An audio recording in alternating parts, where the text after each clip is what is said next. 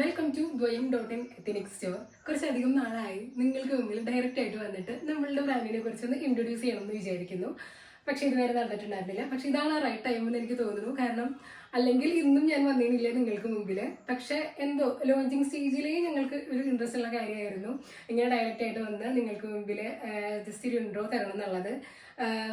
എന്തായാലും നമുക്ക് സ്റ്റാർട്ട് ചെയ്യാം. നമ്മൾ ഈ ക്ലോത്തിങ് ബ്രാൻഡ് സ്റ്റാർട്ട് ചെയ്യുന്ന സമയത്ത് കുറേ അധികം സ്ട്രഗിളും കാര്യങ്ങളൊക്കെ ഉണ്ടായിരുന്നു. കാരണം നമ്മളിത് ആദ്യമായിട്ടാണ് ചെയ്യണത്. ഞങ്ങളെന്ന് പറഞ്ഞു കഴിഞ്ഞാൽ ഞങ്ങൾ രണ്ടാൾക്കാരുണ്ട്. നമ്മളുടെ ഏറ്റവും കൂടുതൽ ആ ക്വാളിറ്റി ടൈം കിട്ടുമ്പോൾ സ്പെൻഡ് ചെയ്യുന്നതും ചർച്ച ചെയ്യുന്നതുമായിട്ടുള്ള കാര്യങ്ങൾ എന്ന് പറയുന്നത് ഒരു ബിസിനസ് എങ്ങനെ സ്റ്റാർട്ട് ചെയ്യുക എന്നുള്ളതായിരുന്നു. അതുകൊണ്ട് തന്നെ എന്നും 1 കൊല്ലം കഴിഞ്ഞു, 2 കൊല്ലം കഴിഞ്ഞു, 3 കൊല്ലം കഴിഞ്ഞു നമ്മളിത് സ്റ്റാർട്ട് ചെയ്യാന്നല്ലാതെ ചർച്ച മാത്രമേ നടക്കുന്നുള്ളൂ. എപ്പോഴും ചർച്ചയും കാര്യങ്ങളൊക്കെ ഉണ്ട്, പക്ഷെ നടക്കില്ല. അതുകൊണ്ട് തന്നെ ഞങ്ങൾ ഓർത്തു ഒരു ബ്രാൻഡ് സ്റ്റാർട്ട് ചെയ്യാം, ബാക്കി നമുക്ക് വരുന്നോടത്ത് വെച്ച് കാണാം. നമുക്ക് കിട്ടുന്ന സാലറിയിൽ നിന്ന് ഒരു പെർസെൻറ്റേജ് മാറ്റി വെച്ച് ഞങ്ങൾ സ്റ്റാർട്ട് ചെയ്തൊരു സംരംഭമാണ് ദ്വയം.in എന്ന് പറയുന്ന ഈ എത്തനിക് സ്റ്റോർ.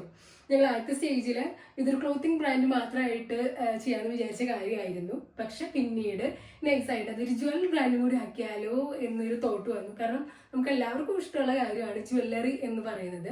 അതുകൊണ്ട് തന്നെ ഫസ്റ്റ് ലോഗോ നമ്മൾ സ്റ്റാർട്ട് ചെയ്തപ്പോൾ ഉണ്ടായിരുന്നത് ഇങ്ങനെയായിരുന്നു. ഞങ്ങൾ 2 പേര്, പിന്നെ ദ്വയം എന്ന് പറയുന്നതും 2 എന്നുള്ളൊരു അർത്ഥം ഉള്ളത് കൊണ്ട് തന്നെ അങ്ങനെയാണ് ഞങ്ങൾ ഈ ഒരു ലോഗോ സ്റ്റാർട്ട് ചെയ്തത്. ജ്വൽ ബ്രാൻഡും കൂടി ആഡ് ചെയ്തപ്പോൾ ഈ ബ്രാൻഡിനെ ഒന്നുകൂടെ നമ്മൾ ഒരു ലോഗോ ഒന്നും കൂടെ ജ്വല്ലറിയുടെ ഒരു കൺസെപ്റ്റിലേക്ക് കൊണ്ടുവന്നു. അങ്ങനെയാണ് ഈ ലോഗോ നമ്മൾ ഫൈൻഡ് ചെയ്യുന്നത്. അങ്ങനെ നമ്മൾ സ്റ്റാർട്ടിങ് സ്റ്റേജിലെ സാരീസ് ആണ് ആദ്യം ലോഞ്ച് ചെയ്യുന്നത്. കാരണം ഓണം സീസൺ ആയിരുന്നു. അങ്ങനെ സാരി കാര്യങ്ങളൊക്കെ ലോഞ്ച് ചെയ്തതിന് ശേഷം പതുക്കെ ജ്വല്ലറിയും കൂടി സ്റ്റാർട്ട് ചെയ്തു. ഓണം എന്ന് പറയുന്നതാണ് ഏറ്റവും കൂടുതൽ ഒരു റീസൺ ജ്വല്ലറി ബ്രാൻഡും കൂടി സ്റ്റാർട്ട് ചെയ്യുക എന്നുള്ളത്. അങ്ങനെ അതും സ്റ്റാർട്ട് ചെയ്തു. പതുക്കെ റെഡിമെയ്ഡ് കുർത്താസ് ഇറക്കി നോക്കി. ക്വിക്ക് സെയിലായിരുന്നു. കാരണം റെഡിമെയ്ഡ് ആയിരുന്നു, അധികം പീസസ് ഒന്നും ഉണ്ടായിരുന്നില്ല, കുറച്ചേ ഉണ്ടായിരുന്നുള്ളൂ. ഇനിയാണ് നമ്മൾ കസ്റ്റമൈസേഷനും കൂടി അവൈലബിൾ ആക്കുന്നത്. ഇതാണ് ഫസ്റ്റ് അതിൽ ഇറക്കാൻ പോകുന്ന ടോപ്പ് എന്ന് പറയുന്നത്.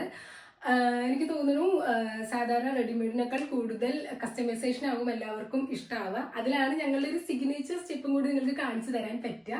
അതുകൊണ്ട് തന്നെ വളരെ എക്സൈറ്റഡ് ആണ് ഇങ്ങനെ ഒരു കാര്യം ചെയ്യാൻ പോകുന്നത്. ഇനിയാണ് കൂടുതൽ റെസ്പോൺസിബിൾ ആവാൻ പോകുന്നത് എന്ന് തോന്നുന്നു. കാരണം കസ്റ്റമൈസേഷൻ ആകുമ്പോൾ നമ്മൾ അതിന്റെ മെഷർമെന്റും കാര്യങ്ങളും എല്ലാം പക്കയാവണം, ഡെലിവറി കറക്റ്റ് ടൈമിൽ എത്തിക്കണം.